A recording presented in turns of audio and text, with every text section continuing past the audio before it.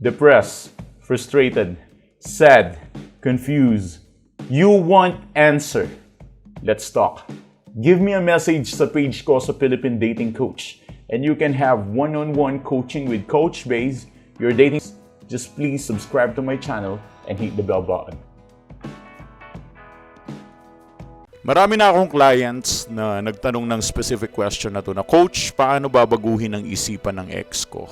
And that question is really quite, confusing to me. Kasi paano mo babaguhin yung isip ng isang tao? So, ang pinakamagandang sagot siguro dyan is kalimutan nyo na yung plano nyo na baguhin yung isip niya. Ito na lang yung gawin yung strategy. Pero bago ang lahat, by the way, subscribe muna kayo sa channel ko dahil, kailangan ko na marami subscribers at if you need to talk to me one-on-one, pwede ka naman magpa-schedule sa secretary ko. Search mo lang yung Philippine Dating Coach.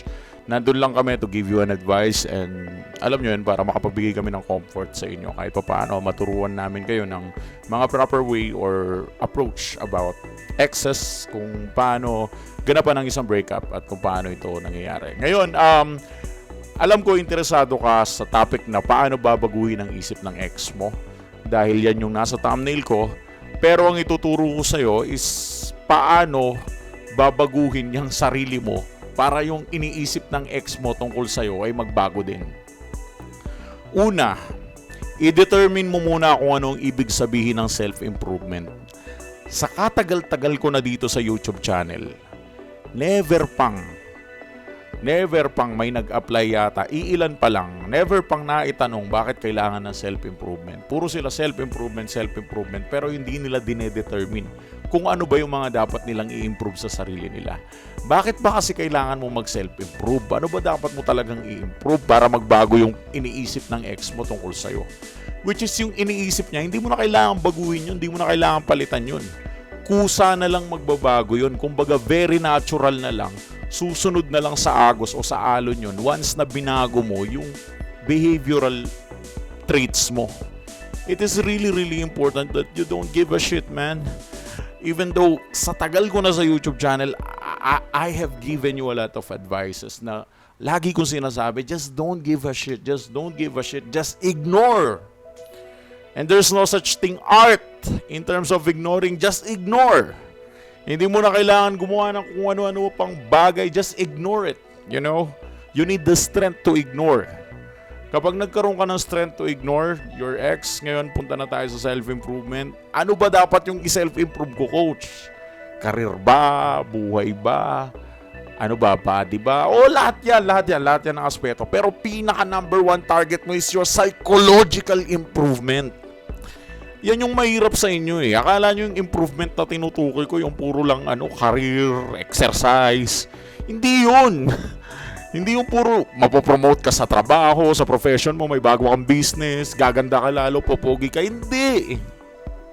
Ang i-improve nyo yung character nyo, yung behavior nyo. Kasi kapag ini-improve ninyo yung behavior ninyo, doon nagkakaroon ng changes, doon ka nagkakaroon ng tinatawag nating charisma. Okay? So ang susi para magbago, ang iniisip ng ex mo sa'yo ay charisma. At kung wala kang charisma, walang magbabago.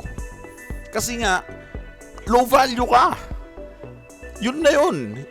Hindi ka niya pinagpalit dahil sa mga physical na meron ka. Kung hindi ka man ganun kaganda, hindi ka ganun kayaman. Minsan nga, ang ganda-ganda na ng client ko, pinagpalit pa rin eh. Minsan kagwapo-gwapo na ng client ko, pinalitan pa rin. Meron ako na client, ang gwapo, ang yaman, mabait pa, family-oriented, may kotse, iniwan pa rin. Meron din akong kliyenteng super sexy, super ganda. Iniwan pa rin. Alam mo yun, hindi siya nakabase sa itsura minsan eh. It is all about your behavior, how you behave, how you act. Ano ba yung nararamdaman nila when you are there? How they feel about you. Kailangan mo mag-improve dun sa behavioral traits, dun sa psychological traits mo. Ngayon tatanungin mo ako, ano ba psychological improvement, Coach, yung dapat na improve ko? Yun yung bigyan mo ng pansin ngayon. You need to analyze. You need to meditate. Hindi porket hindi umandar yung meditation sa unang gamit is hindi mo na gagamitin ulit. Just continue meditating. Just continue praying. Just have a strong mindset. And just don't give a shit, man. That's it. That's so simple.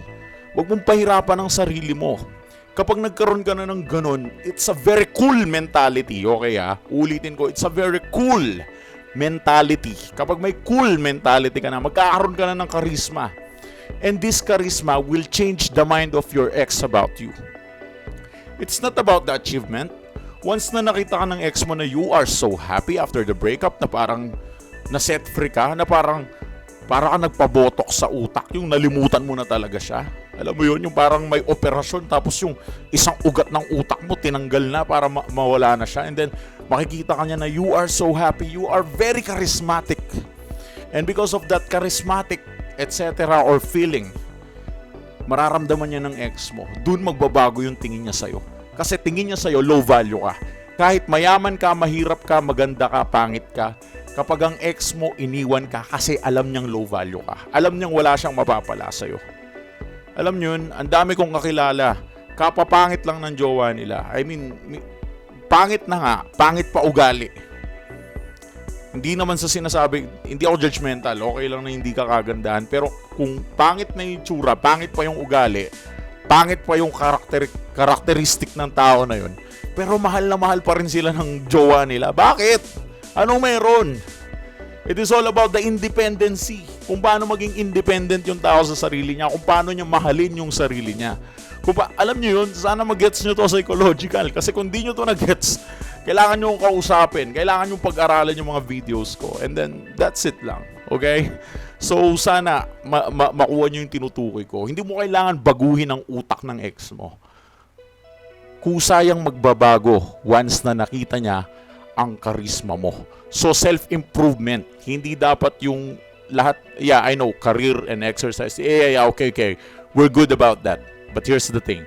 Psychological ang pinakapuntiryahin mo. You need to be happy. Thanks for watching.